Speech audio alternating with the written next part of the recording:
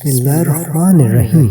امام بغوی رحمۃ اللہ نے اپنی سند کے ساتھ ایک جگہ ایک حدیث نقل فرمائی ہے۔ رسول اکرم صلی اللہ علیہ وآلہ وسلم نے فرمایا کہ حق تعالیٰ کا فرمان ہے کہ جو شخص ہر نماز کے بعد سورہ فاتحہ پڑھے اور پھر آیت الکرسی پڑھے اور اس کے بعد آل عمران کی یہ آیتیں پڑھیں، آیت نمبر 18 آخر تک، اور اس کے بعد آیت نمبر 26 اور 27۔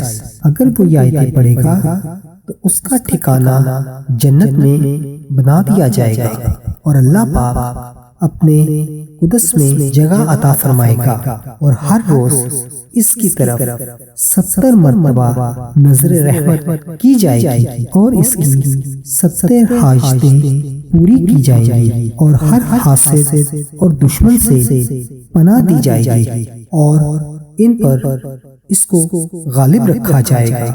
اللہ پاک ہمیں اس پر عمل کی توفیق عطا فرمائے۔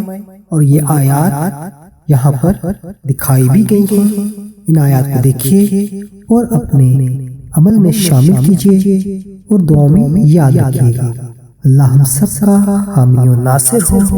السلام علیکم۔